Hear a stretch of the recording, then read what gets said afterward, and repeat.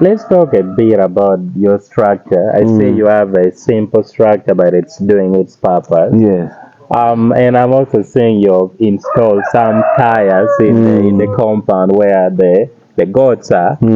This might be a tips for someone who is doing goats farming or someone who wants to enter. Why do you have those tires, inside there? Okay, thank you so much. Now, these tires actually serve several purposes. First, goats don't like wet ground; they like being high naturally. Yeah. Even when it is hot or what, they just want, if there is an anthill, Yeah. it would be very good for you to construct a structure and fence off. This we call actually an exercising yard. So if you can have an exercising yard that has an anthill, that is the best. Yeah. Because goats naturally like being on top and so forth. So when it is wet and it has rained, you find them having a tendency of going onto the tires to avoid their feet touching the wet ground. Yeah. But as you can see, they also use it to scratch themselves when they are rubbing themselves. And then most importantly, the young ones like playing on the tires, jumping, running around. Yeah. So it provides them that sort of, exercise, ability to do that exercise. Yeah. But you place them and distribute them within the exercising yard, and they'll be able to, reside there. Yeah. For the structure, we had to go by what our funds could afford. Yes. And we tried to do what we did. And if you notice, I tried to put some stones in there so that, when it rains, they will all converge in there. Yeah. And remember, as they converge in, they are defecating, they are urinating. The place can have a little bit of ammonia, that smell that comes from the ground. Because of the congestion, the concentration there. Yeah. So it's always advised that when you're building a good structure, say if you're going to have 200 goats and you built a goat structure of 200 goats, make sure that the exercising yard is double the size of the structure. Yes, because they'll get out and be able to exercise, as you can see. I can. So so remember, when they enter, it will be a little bit squeezed up, because that's how it's going to be. Yeah. But when they get out, they are able to move freely. They will not knock themselves anyhow, and can be able to what? To feel more comfortable. And that's how we've done it.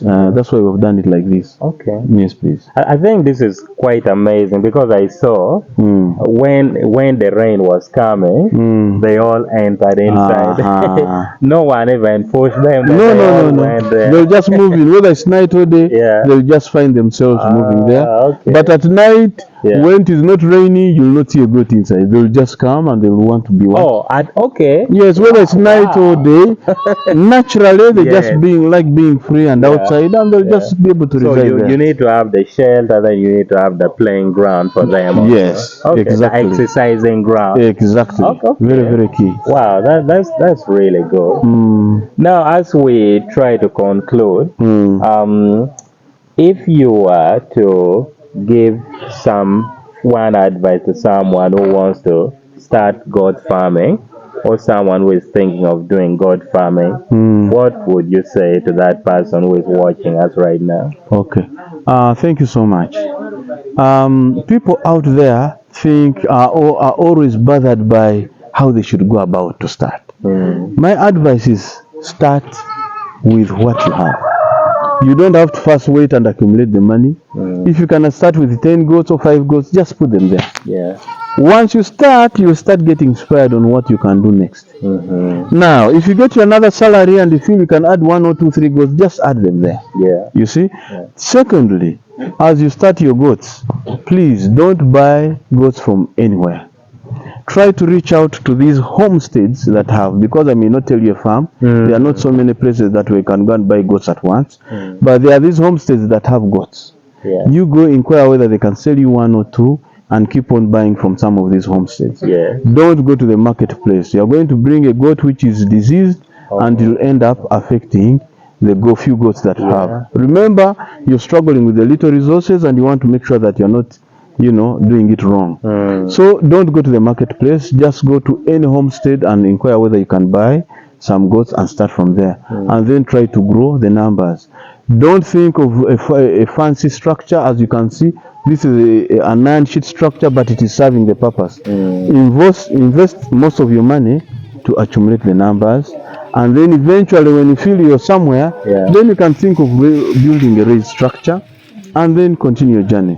But goat farming is definitely a very interesting enterprise, and I really urge everybody out there, whether you are a prospective farmer or you're already engaged in farming or you are thinking of what to do, I can guarantee you that goat farming is a very good venture to go into. Yeah. Yes, please. Oh, that's really good. If you're watching this, Arth is actually a very experienced goat farmer. He's also doing a pineapple, chili, quite a lot right here. You can do consultation with him, and he's having a YouTube channel.